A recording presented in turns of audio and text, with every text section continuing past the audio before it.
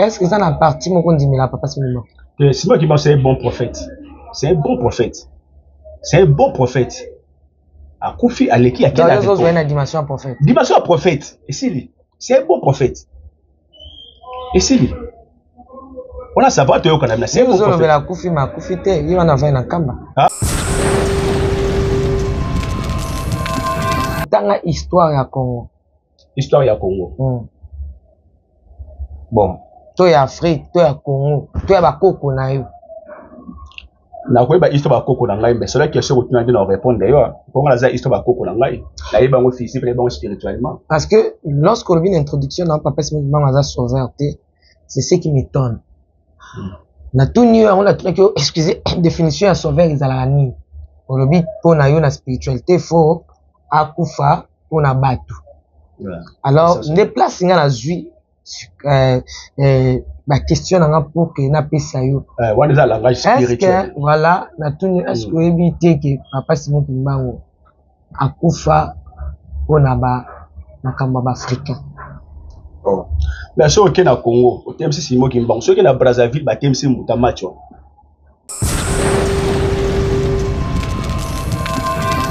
Papa Guy, comment kende mabe? Te ngala kende ngala émission za bien. Émission za bien. Yendo lingo baby sang. Te yo lingo poser na place oza besimba te. Omoni osa makambo ndeni.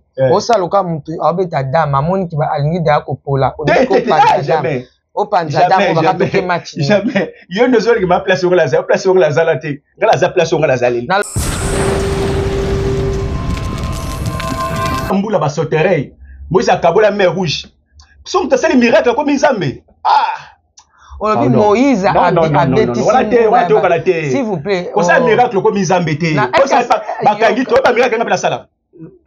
Miracle ça ba miracle msusu. Papa Gimi yo ke la soni. Te ngapela ça ba miracle msusu. Ben so ndimaka te ngam na benga ça ba miracle msusu. Na lobi boye. Est-ce que ça pardon. Comme ça miracle ça comme Nzambe te. Te comme mon incompréhension. Voilà bin mozo me mama mabe. S'il vous plaît comme ma incompréhension te. Yo va qui émission. Je vais poser une question, répondre à la question s'il vous plaît. S'il vous plaît.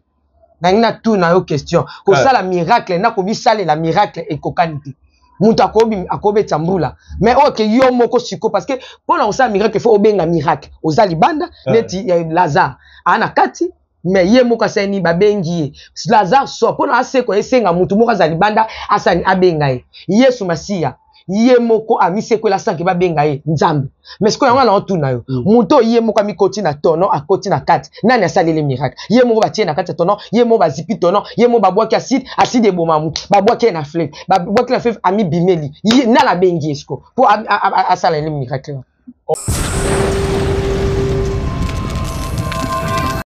Na pamboli Nzambe mulimo mosantu Yesu Kristo ye mutoko kuwa na kati ya video tikate Nzambe ya lola pambola yo na sengi na yo vraiment olanda message oyo to révélation o tina suka ko boss na te ko partager na batu mususu poete Nzambe asunga bango soki bazana kati ya perdition bazana kati ya église kimbangiste babima na église ya Kimbangu Nzambe atindi ngai na benga ba kimbangiste ba luka Nzambe ya solo babima na église ya Kimbangiste amen. Dans une révélation moko na zwaki pona bakimbangiste pona Simon Kimbangu kiangani pona Simon Kimbangu kiangani bato babengaka Nzambe parce que ça na bato mingi ba considéra Simon Kimbangu kiangani comme Nzambe ba adoraka ye ba lobaka zali Nzambe na bango yim tapesa bango souffre de vie donc idolâtrie moko na niveau moko impossible amen siko biso bana Nzambe tant tozo recevoir ba message jozo te pa Nzambe toki ko banga ko lobate toki ko kanga munoko te tant tozo mona ke nation ande mezo ke na libungi so to gagner ata 2-3 personnes na kata ba message na biso Nzamba ko sepela nena message open na Simon Kimbangu kiangani ezaki na mokolo moko na lalaki pendant que na lalaki Nzamba zwi molimo na ngai na se retrouver na centre Kimbangiste na 24 ya na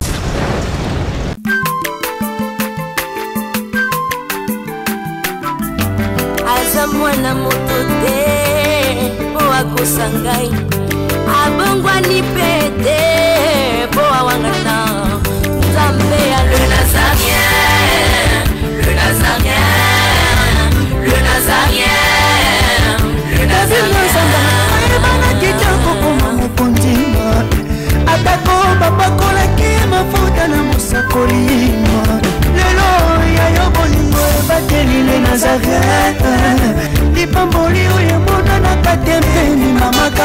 lobi kolabye mapapu masope mafuta tokokesika na longo na nzambe oyo babenga na makomi. Shalom, shalom, bien-aimés dans le Seigneur. Que Dieu nous bénisse, c'est la princesse de l'Éternel. Maman Tiffany Mokwa dans cette émission Table Sainte qui réunit les hommes de Dieu autour des sujets importants, citriques capitales. Papa Guy Kagrave est déjà sur ces plateaux avec nous. Mais juste après cet élément, nous allons lui dire shalom. Léger à vous.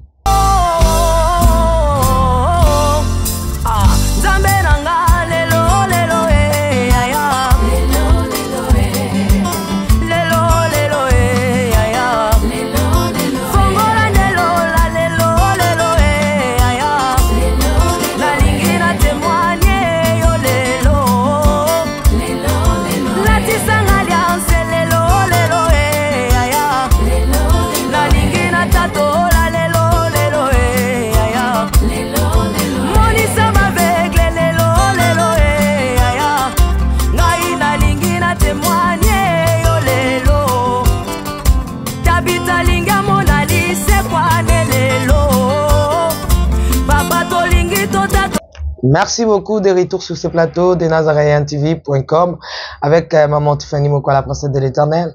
Je disais tantôt que je suis avec le pasteur Guy Kagrave. Je crois que c'est quand il a fait plaisir énorme. Annie Cap depuis les Issa, Papa Guy là-bas depuis l'Afrique du Sud, Maman Betty Kokelea, Maman Myriam depuis la France et tous ceux-là qui nous aiment. Papa Guy, shalom. Shalom Maman Tiffany. Santé. Santé ça va mobiki si assez la bateau nyon se bala na biso bolam. Nkole belé to kabwana kinanyo ma pourquoi mais qui tellement est belé donc obila na moya appel non na bi allo tinga hoto na bana soka surprise donc c'est que lundi veut pas la zali voilà donc on bengi na bi papa dia allo tinga hoto ni nandimete na mwana mutafini place mabe kweza ba mso azonguluma nguluma ake Voilà. Bon, merci bandeko ba Olanda yo ndo benga biso olobeza makambo na yo. Makambo ba parce que nazo yo ka ba débat moko c'est le cas c'est papa Simoki Mbangu Balobi azali Zambe ye molimo mosantu vraiment ba hérésie spirituelle tellement ça ébélé ya on bonde l'homme de cas grave faya ba hérésie spirituelle ça la carte tellement ébélé donc ya on bonde cas grave poussani pour la connaissance bango qu'est-ce que Jésus on dit pas comprendre de Jésus bien c'est si moi qui m'bango n'est pas sauveur n'est pas seigneur c'est ça on a pour le bango là maintenant on a tout une question papa Guy est-ce qu'on a émission au Lukion eh donc c'est par exemple des cas graves quoi ça cas grave oh ils allaient cas grave oh ils l'homme des cas graves question parce qu'on a tout une sauveur azana sauveur et ça on doit passer la vie à la mort. Donc, on ne fait comme sauveur. Le coup, notre Seigneur Jésus-Christ a passé la vie à la mort. Est-ce que le dictionnaire est le vivant? Sauveur, dans la spiritualité, c'est ça. Sauveur, non, c'est le but. Sauveur, on attaque homme spirituel. On ne fait comme sauveur. Il faut passer la mort à la vie. C'est ça. Donc, on peut si vie naïe pour la battre. Voilà, on dit ce que sauveur. Mais yo, question, ben, n'a trop place dans la mémoire, il y a aussi étonnant déjà. Ça va pas, mes amis. Est-ce que autant histoire à Congo? Histoire ya Congo. Bon.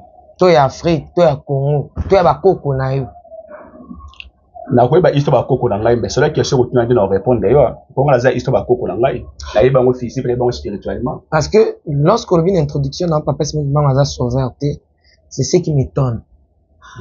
Na tout nu on a trouvé que excusez définition ya sauveur ezala nini. On le dit pour na yo na spiritualité faut akufa pour na batu.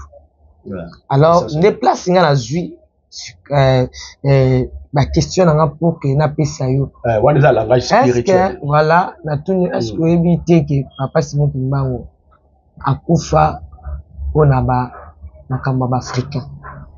Oh. Mais so ke na Congo, o temsi Simon Kimbango, so ke na Brazzaville ba temsi mutamacho. Pour la bango sauveur ba africain za mutamacho. Parlons moi ba bazo comprendre tête. Na tuni yo.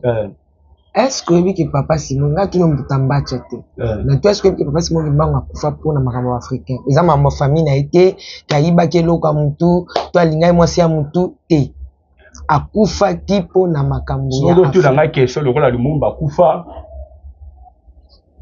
Le coup là, c'est pour qu'il m'banga kufa pour l'Africain, l'Africain, c'est-à-dire faut expliquer bien. Tenga tous les gars sont tanga histoire, so tanga to bino na tanga tenga bandi opesa. Akufela nini? C'est akufela nini? Ngana tunyo soko yebite so yebite. Yo ebisinga autour de la question bien que non. Akufa pour l'Africain. Akufa pour l'Africain. Usomona, so akufa pour l'Africain. Bon, on les a malades, akufa pour l'Africain. Si quoi pour l'Africain, l'Africain on a nini? Akufa pour l'Africain, bah t'es pas pour l'Africain. So, est-ce que tu poses une question? Tu as posé une question. Il faut tout la question, mais on a fait comprendre bien tout. Il y a un atout, on y a bien qu'il pour l'Africain. So, il y a bien on a évité. Voilà, pour votre information, pour question, il y a un banal lelo et te ba colon, ba banal konyo ko la ba indo, ba koko na yo, ba kokololo no ba ancêtre na yo, ba banal konyo ko ma. Parce que tant ba oni ba zwa na évité ko même des bi kité hein. So za na biki ko koma etika lokwa bilo mo archive na yo alors ba koko no ba nyuko ma mingi sko na boye ya papa Simoki Mbangu nde ye penda yaki ko cha stop na makambo wana ete moto moyindo akokisu ko nyuko mate alors makambo ebele na biki souci na ezaki mingi balo bakufaki pona likambo eza spirituel to physique.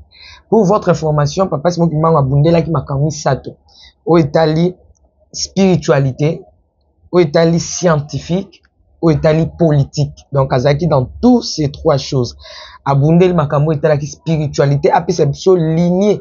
Topé ayaki na lignée aux acquis spirituels, c'est là qui ba koko topé africain balanda. Et là comme ba les acquis scientifiques était bo bayindo pe ba koma pe ko sala.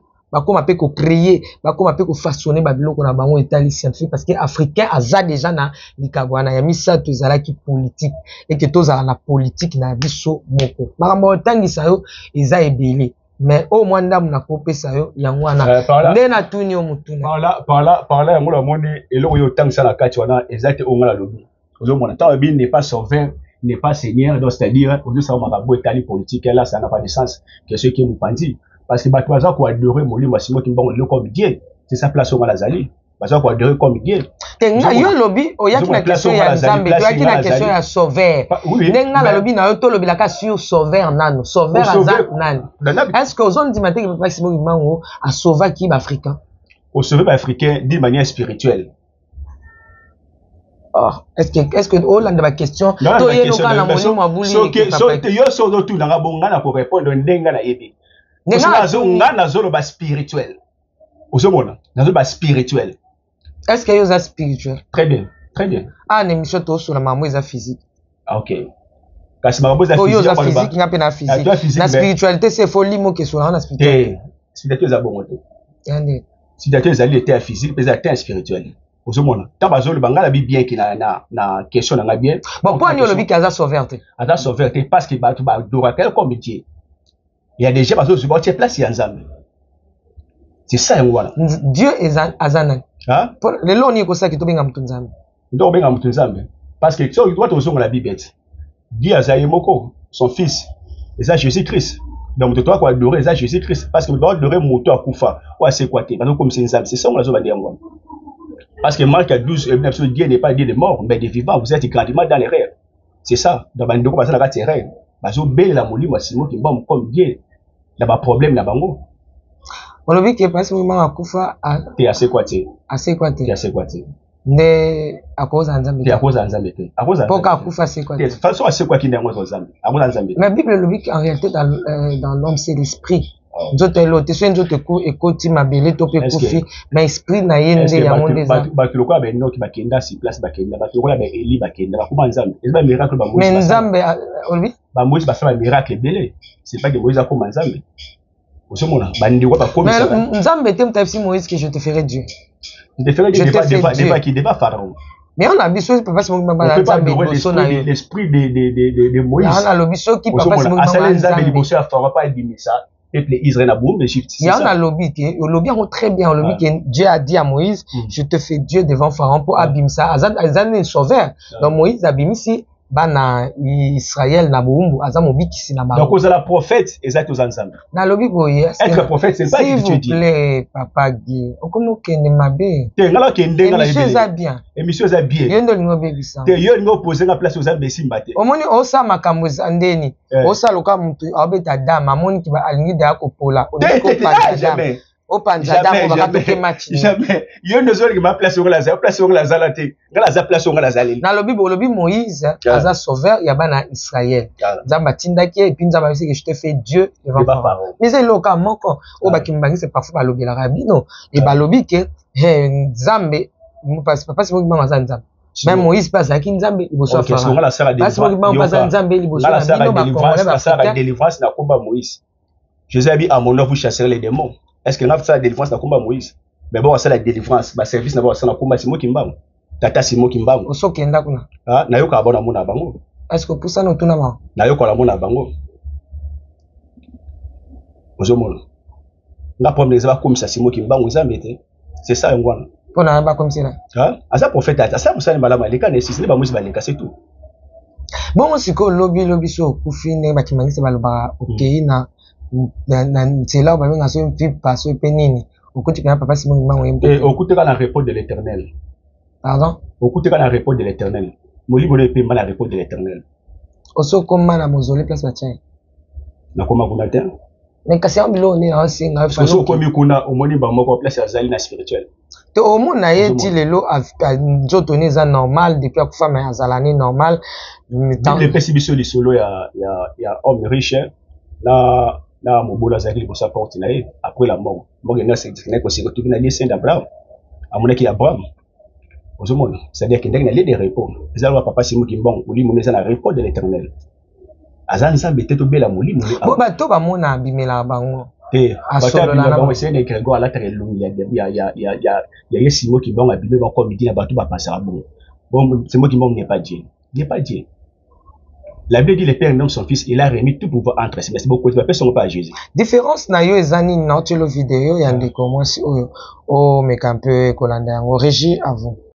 Na pamboli nzambe mulimo mosantu Yesu Kristo ye mutoko kuwa na kati ya video tikate nzambe ya lola pambola yo na sengi na yo vraiment olanda message oyo to révélation o tina suka ko boss na te ko partager na batu mususu poete nzambe asunga bango soki bazana kati ya perdition bazana kati ya église kimbangiste babima na église ya Kimbangu nzamba tindi ngai na benga ba kimbangiste ba luka nzambe ya solo babima na église ya Kimbangiste amen.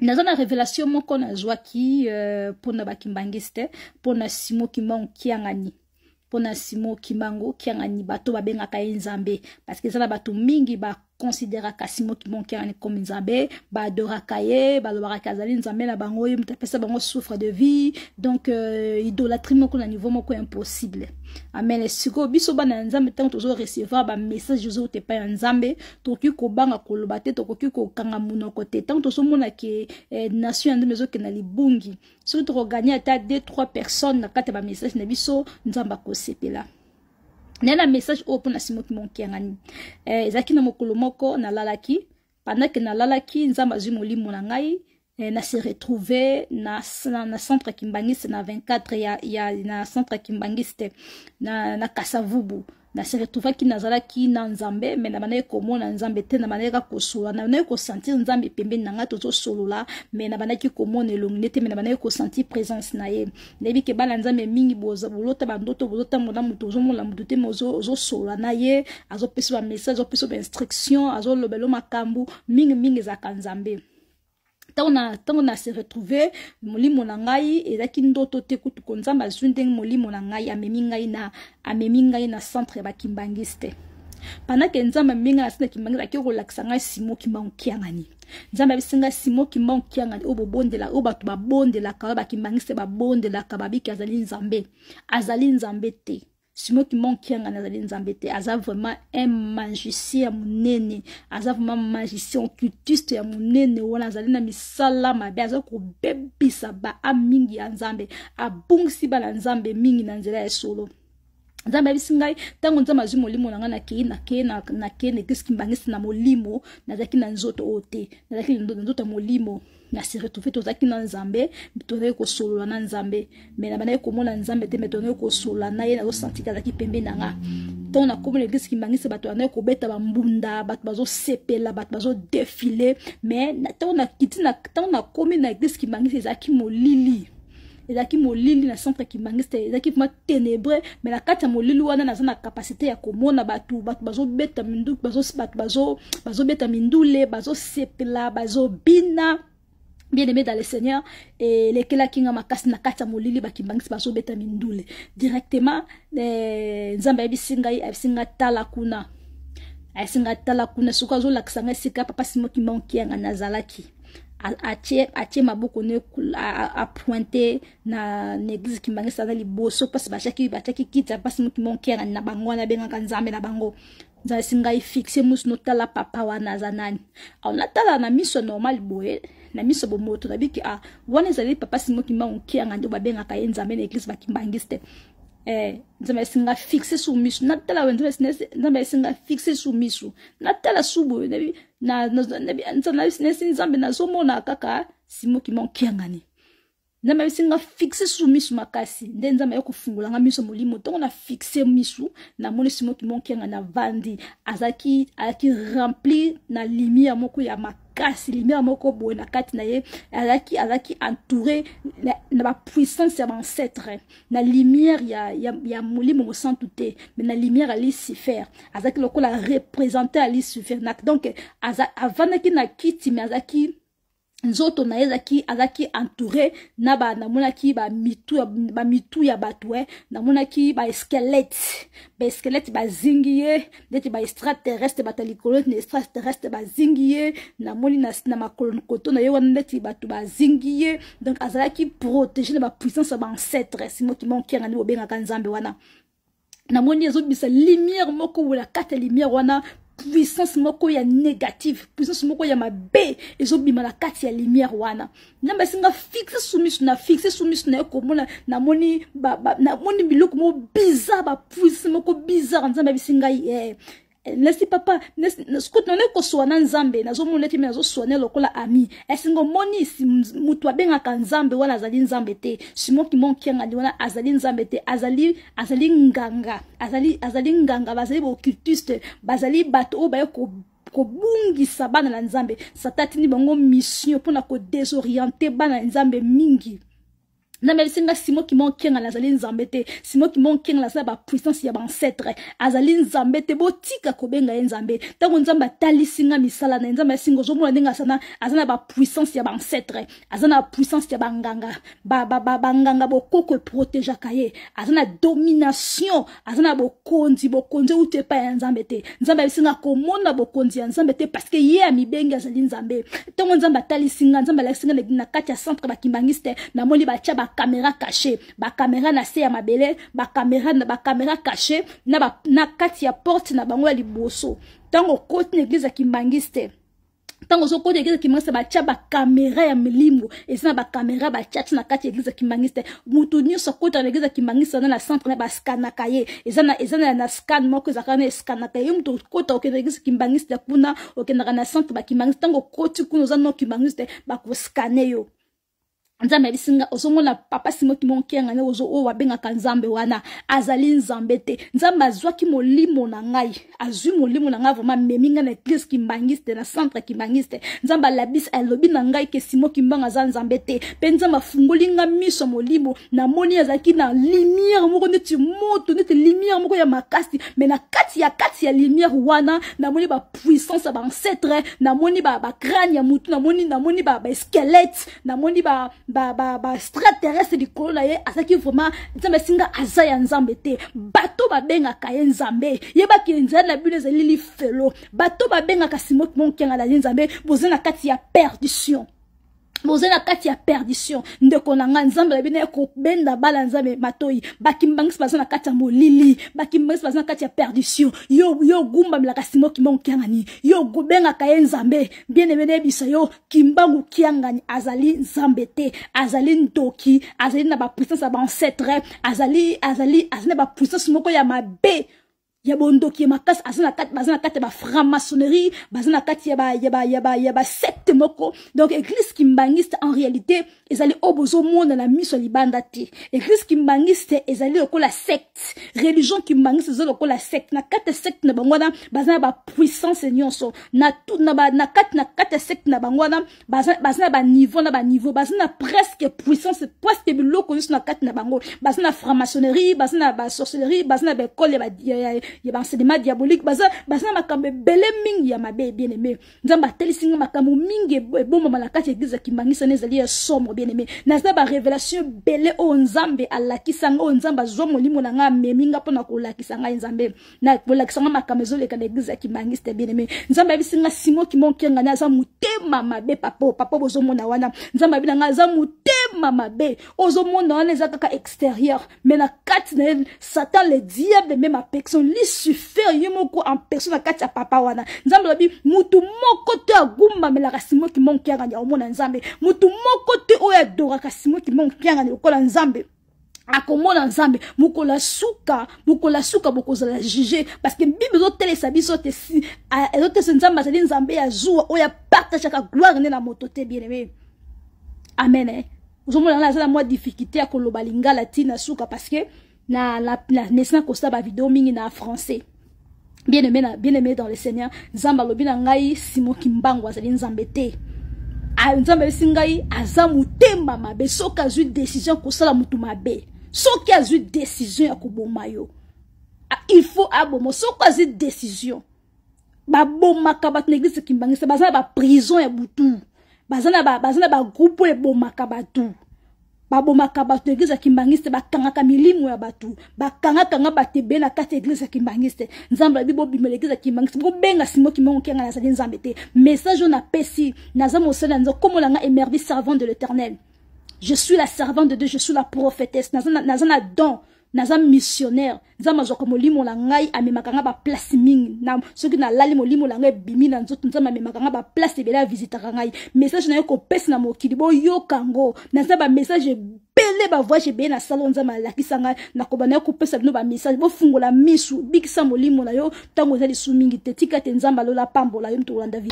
Merci beaucoup papa Guy na banjo la nindi ko mwasi wana ndenga zo ba kimbango azanzambe te yo pour lui nzambe te alobi ke batika nguma me kimbango yo pour lui batika nguma me kimbango. OK, voilà ce que région de place ngala vandi. Wana ngate za vidéo wana. Donc place bon place ngala vandi ndé yango wana. So alobi lisusu ke ba nzamba tese ke kimbango aza esprit mabe azaki mutu mabe tout ça batika nguma melaye po azala mais awa yonga la ngina tuna.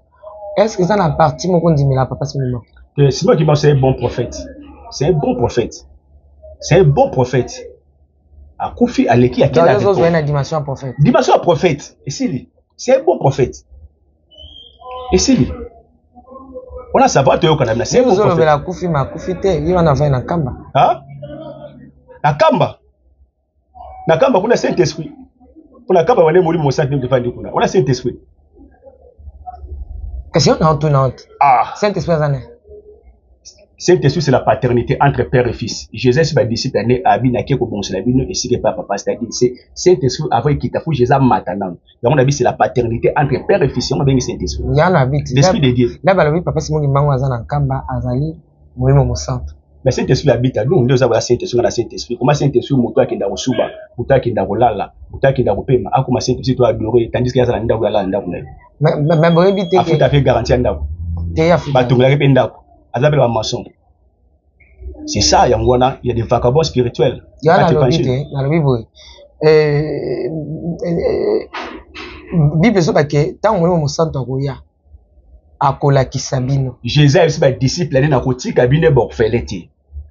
C'est-à-dire, banda zaki na bango, est-ce que c'est bon langage on a dit? Mais quand on a confié à ce qui, à zongi na likolo, il y a un Saint-Esprit, c'est la paternité entre père et fils. C'est ça, Saint-Esprit. Azakati na biso. Azakati na biso le tozane. Avant qu'on se manifeste le quoi mutu. Saint-Esprit a manifesté ça. Parlons-moi de toi, babayem baramoli mosa de kita, moli mosa de kita, moli mosa de a manifesté ça. Faut le manifester toi Saint-Esprit. D'abord manifester par l'angai. S'il vous plaît, Yesu nenga zwa kinzoto ya bomoto boy. Moli mosa ta ko zwa nzoto bomoto te. Moli mosa ta mais Jésus avant il y a déjà. Au moment avant il y a zwa nzoto là, nzoto avec bomoto là. Et c'est là moi c'est là qui vient Pour citer Ange Michael, il a dit Gabriel, qui m'a dit que c'est ça. Et ça, Jésus est mort. Na une question, est-ce que moi, mon sang à cause de Penjo Tavamo? Moi, mon sang, oui, à cause de Penjo Tavamo, comme bien le roi d'Abraham, mon Akinzambe. Parce que ça, mon Akinzambe, dans les Abatumi Sato, on a chapitre 18. Yamba balobi. On a mon Akinzambe. 3 personnes, mais parmi moi, quoi, c'est Akinzambe. S'il vous plaît. Yamba balobi que, le roi d'Imi qui est mon sang à cause de Penjo Tavamo, a défendu Tavamo pour Ami Monisa Manabat. On peut balobi que, papa, c'est moi qui m'a ou qui a gagné à Kamba. Azwin zoto ka bomoto mais yi wana mono c'est bolimo mo sang tout temps voyez pas Jésus là doit présenter Bakabi je suis le chemin la vie et la vérité si moi qui m'a chemin et puis payer ba pour scandaliser quand on kata débat bien ndé doza toujours la retour à fils de l'homme Jésus-Christ monde ati tous la retour à Simon Kimbango on est d'accord on a tous la retour à Jésus-Christ monde ati Matthieu chapitre 17 verset 33 à 37 Bible est-ce que y a événement oyo batu baoze tous la retour à Christ est-ce que bi kamba kulimbimbe oh il faut papa c'est moi qui m'en a 15 ans voilà on va faire ba ko sa papa mon monde entier toujours c'est là retour à Jésus-Christ et go la somme wande ko za l'événement de la somme na bi oh papa c'est moi me OK ça les appelle événement azo nga ça pas tout na kina batu si ba ki mbanga la ka banka osonga azonga ta zana banga vanda na banga vivra ba fanda ni nzambe ba fanda la nzambe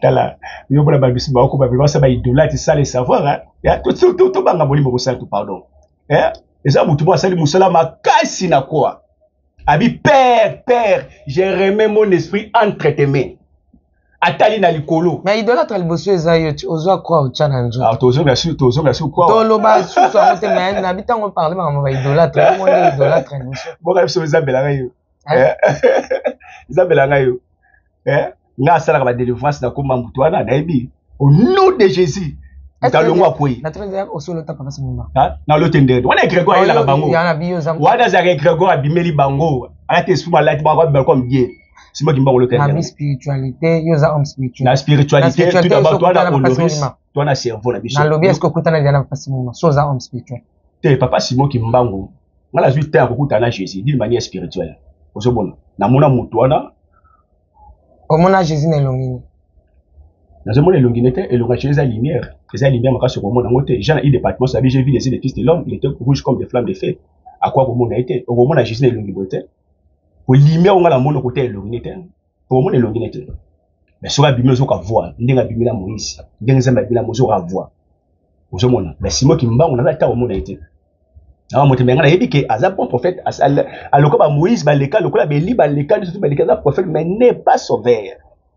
Est-ce que déjà autant makamba ba kimbani so zapenda tant autant ngata onde nga saka dali vrai ngata ngandeni kozani na dali vrai ngata ngandeni mais amonte yango bino ba pasteur za limité parce que botuka na Bible oh la Bible so le bi déjà so te kimba so que Simon aza déjà gagné aza ba disciple dans temps là Jésus Simon Pierre donc c'est disciple à Jésus. On l'a bien Kimbango Simon Zagine Simon Pierre disciple à Jésus. Il y a des dates dans l'église. Oui que non on a trouvé la question moko et ça le moi bien. Il faut ça la bien. Et ça la bien. On surtout les ça bien. Dans ça répondre tu n'as pas répondre très bien.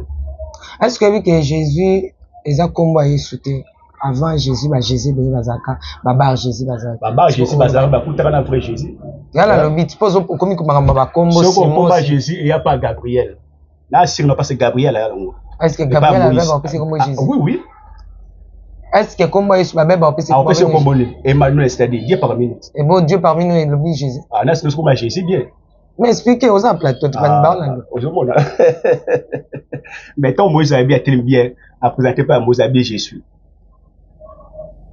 Mais je suis à mon c'est Jésus. Hein? Je suis à mon c'est Jésus. Tenga la zolo baboyi. Non. Écoutez, tolobi boyo lobi que Simon eza kombo ya disciple à Yesu. Tengo lobake. Azara kimbangu. Naka parce que tu as Simon kimbangu. Uzomona. Ça daka kimbangu. Mais kombo o ba pesi na mokili ane ti Yesu pe kombo. Kasi bango pe aboya ka Simon na. Biso aso la di bango contradiction entre bango. Botiake Simon kimbangu, botiaka kimbangu. Tu vas te Simon bango baboya. Ko landa bango te. Na mona baboya miskema. Botiake Simon te. Pour copier kuna. Yo problème oza na problème na église kimbangiste. Tenga za problème ba adorer Jésus-Christ comme Seigneur comme sauveur parce que bientôt est-ce que ba kombo église kimbangiste zali? Hein? Kimbangiste. Ezali ndenge. Kombo nango. Église de Jésus-Christ par son envoyé Papa Simon Kimbangu. Par son envoyé qui? Papa Simon Kimbangu. Ah, maman. Donc c'est-à-dire Jésus-Christ est mtatine Simon Kimbangu. Hein? Oyo kit. Ah. On a un scandale spirituel là. On a un danger. On a un danger macasse. Un danger macasse, mais vraiment très grave. Il y a un moment où on a Kimbangiste, on a un islam, on a un catholique, on a un témoin de Jéhovah. Il faut sembler la macasse babilement. Pour après amener bango ça na réponse de l'Éternel. Parce que un Kimbangiste a un appel à Saint-Esprit. À quoi il y a Saint-Esprit? Risque à moi. Risque à moi. Est-ce que Kimbangiste a joué à baptême dans Komboni? Marc chapitre 7 verset 16. C'est ça la spiritualité réelle. Parce que tant que vous avez baptême, vous avez prêté serment déjà. Tu es comme un vrai chrétien. Tu vas avoir un commandant. C'est ça le risque. Mais on appelle ça Saint-Esprit. Non, Yesu à côté n'a pas si mon main. Azan envoyé. Ah. Bah, moi, je vais avoir Yesu à moi. Est-ce que Yolanda va avoir Yesu? Bah, moi, Yesu makasi. Bah, moi, je dis que Nicolas. Bah, le Yesu Zanzambi. Ah, non, bah, moi, Yesu makasi. Bah, non, papa. Yolanda va me faire pas caisse. Papa qui est un bébé spirituel, papa qui est ça. C'est na tout ni Yolanda kabe mission na. Na landa on subsiste la landa na ngati. Landa so moko mi balé. Na mission to le ka papa qui est ça c'est papa qui est à quoi le la spiritualité. À papa qui est ça na capacité. Ya ko bisa moto to peut-être ba kele mbaso. Na kuma Simon Kimbangu. Papa qui est ce soit la ni pongi na bien, na so la diagnostiquer. Même soit la bien té. Vous monde. Nande.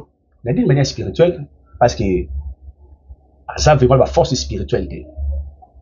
On t'a sauvé la main en Cambien. Ah, pour Cambien. Cambien qui Jourdain. Comprends? Il y a un Jésus n'a pas de Jacob qui a raison. Qui a raison. Et puis ça m'a moi si on a. Il revient, il était déjà venu pour les vrais adorateurs, adorer le Père en esprit et en vérité. Vous avez dans ce matin, lequel va battre. La montagne était. Pourquoi? Babylone est à Kala. La bêtise c'est longue à Kala. Na bon, na moni neti papa dit, vous avez un peu un manque d'histoire. Manque d'histoire. C'est lui qui perd son histoire, perd son repère. So histoire donc autant histoire il y a Kimbangiste. En tout cas vraiment dans un cas tu en étais. So on dit bien à défendre mon maître Jésus-Christ. Mais pour défendre faut en la connaissance. Même Bible le vit et le que vous connaîtrez la vérité. Et la vérité vous affranchira. So vous en la connaissance c'est la connaissance dans la évangélique à Jésus-Christ c'est sauveur. Jésus-Christ est Seigneur. Et si le suika wana. C'est quoi limité? La limité comment? Mais so suika que le suika Jésus-Christ est Seigneur. Oui. Hein? Mais oye bisu makamsute. Te na Bible so on a bébélé, mais problème dans les alliés, on a clair bien non? On loba que Simon Kimbangu aza sauveur, aza Seigneur. C'est ça parce que ngatembe ngwa. Ozomona. Ba pas ça bon ça béré. Ah Seigneur te. Tu Seigneur qui passe. Et bon Sarah benga ki Abraham mon Seigneur. Ko benga Abraham mon Seigneur, aza signe respect.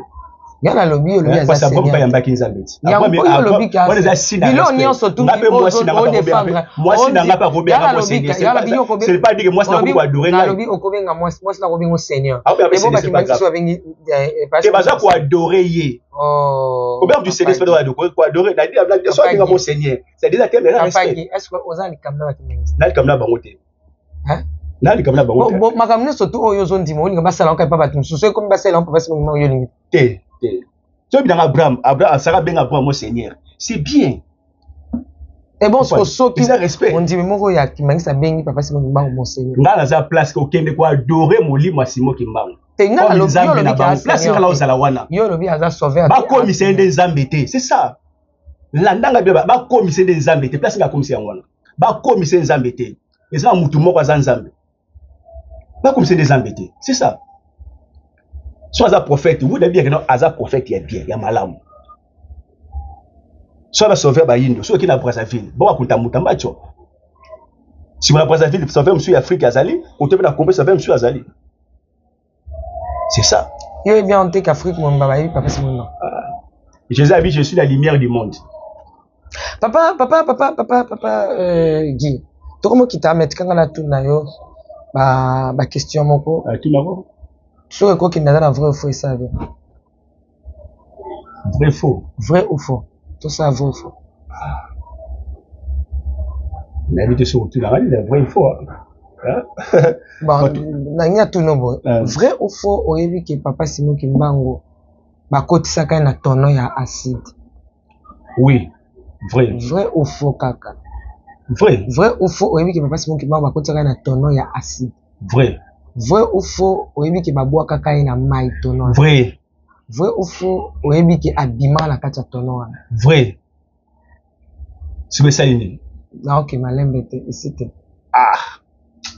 Vrai papa. Il a devant la faire Moïse a bêta mboula ba sauterelle. Moïse a kabou la mer rouge. Somme ta les miracles comme Nzambe. Ah.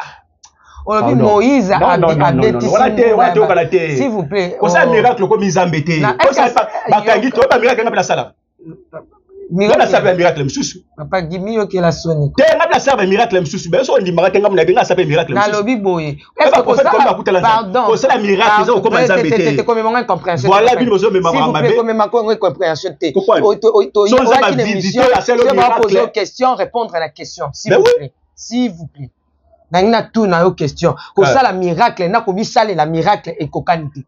Muta akobe tambula mais ok yo moko siko parce que pour la ça miracle faut obenga miracle ozali banda neti Lazare ana kati mais ye moko seni babengi Lazare so pour na seko esenga mutu moko azali banda asani abenga Yesu Masia ye moko amiseko la sanke babenga Nzambe mais siko yanga na otuna yo muto ye moko amikoti na tono akoti na kati nani asali le miracle ye moko batie na kati tono ye moko bazipi tono ye moko babwaki acide eboma mutu babwaki na fleuve babwaki na fleuve ami bimeli na la bengi esiko pour asala le miracle. OK. Yesu ayebisi ba disciple ne abi mona mutako. Et là bon pour ngo c'est là non. Ah. Yo non ozwanga place wana. Non pas ozwanga place wana. Non question qui est la compréhension yo ne place au meminga ngala pour ça la miracle n'est pas de comédien. Il y a ça le miracle té pour les raisons ça ba miracle Elias va si ma parole mboule kama pendant 3 ans et 6 mois. Mais la Bible dit Eli a même natri que nous. Bisa biso to ko ça ba miracle ba oli beli basala. Pourquoi ça va contexte on a que maman. Papa gizwa kimia ko. Naza kimia. Weza kanda molimo. Kanda molimo mwenzambe. Kanda molimo. Mabeko il faut y appeler na nzela. Mamati. Na biboya. Est-ce que yo koki komi kufa muta abonel pona ante pe yo monka omibi. Est-ce que mi po Élysée et c'est que ça monte. Muta akufa déjà. Mais énergie est avec ça monte. Parce que il y a comment Élysée comme ça. Ngala ko même pas bongo. Ngala même pas bongo. On dit il y en a ça que dès le départ aux amours moneti na dame au comme pour la problème de Zali, le problème de Zali, ba miracle ça ba comme c'est Nzambe. Bango nde ba comme c'est ba miracle ça nda comme Nzambe. Ko ça miracle comme Nzambe té. Nabi ko ça miracle comme Nzambe. Miracle ça dimension par dimension. Oui, ça dimension par dimension. Ba dimension oya. Et ça miracle plus Jésus celle ba disciple ba quoi qui monter. Ba tout mettre problème de ça ndeni. Je ba te makambo bisu le ngana chien. Agi na moneti yo ngo panza dam. Tokita. Kasi toki soto mata. Na moto tike émission pour community au comme pour la ozul ko panda. Te la pour ndeni. Merci. Na pour ndeni. Ngana zaka place ngana zali. Dans la bouche à place na zane place ya ngwana. So bato balanda biso place pose ka grave vandi yango ka place ngazali. So ki bino ne soit pasteur bokoma ki na dimension au prophète Joël Tatu akomi na makamba papa Simon Kimbangu. Il ngwa koma normal. Masoni akomi. Est-ce que ebike Masoni. Pardon, est-ce que ebike papa Simon Kimbangu aloba que 100 ans passé siècle alobi que place oyo bandeke bando kita aw. Ya mona bandeke mais place oyo ya mona kiana avion muteseni. Et kita et ucho kita na demi prophétie et ça la passé présent futur somme da sakoli pour na nebo ça ma bonne prophétie est-ce que mutu normal akolo balikamba ko ça évangile en parlant mon évangile ngo et à passe pas ba comprendre qu'est-ce que la prophétie au mona mais nga va être Dieu et c'est le ramasser et non peno longole nda ko peno sili ke peka poka batu ba bengi ndenge ba omonela ke mutu la biso azanzambe ndelo longole nda ko sokoli et le kona penda yango blende e matanga mafuta même Jésus Christ a mais c'est que ce que matu mafuta c'est ko kalinga mapo ba tika te ba ya tinga zali ba ya ngala zali yo ko kadeba ba ya da zali oyo lo suki kana bible ba ngo batanga makambele boy ba ngo la tanga yo ma papa kesa yo bi nga la tanga ba livre nga la tanga de pas que c'est bien na tunu ba ba livre nga la tanga pas que ça tanga yango yo bi que papa kesa chercher papa kesa nga la vendre c'est la scène la spiritualité pas que c'est habité Pas que c'est belé hôtel. Pas que c'est belé hôtel. Et le côté moukete. Bah tu opines na face penda bout pas. Ah ko kate papa et maman, ko kate maman Tiffany, ko kate. Ah ko kate moukete. Ah, papa qui sera non. Koloba, ngala lobaka et puis pe na salaka. Vous savez papa qui c'est autant à livre. Ba ko ngala tangi ba livre belé. C'est un livre monsieur on verra la mystique. Pour ça na fonga blom cela, on le ti cause de la mystique. Parce que na yebi, so na fonga ba ayena fonga ba chambre na. Maman na yebi hein. Merci beaucoup. Dans mon émission, il y a une incompréhension. Je pense que tout ce qu'on a,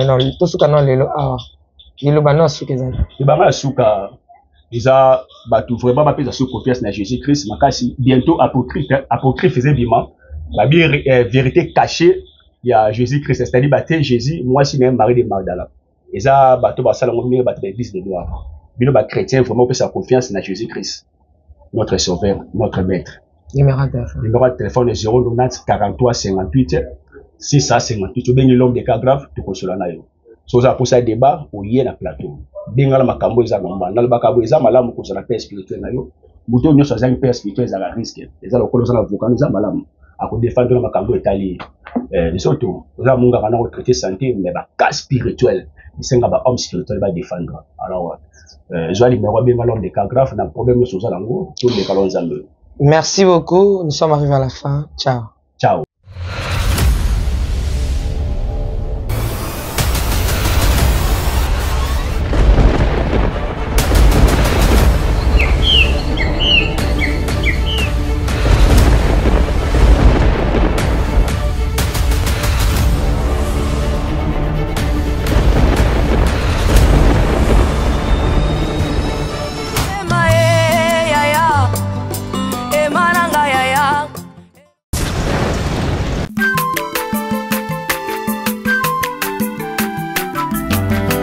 Mwana moto te po akosangai abongwa ni pete po awangana Nzambe ya le Nazarien, le Nazarien, le Nazarien, le Nazarien.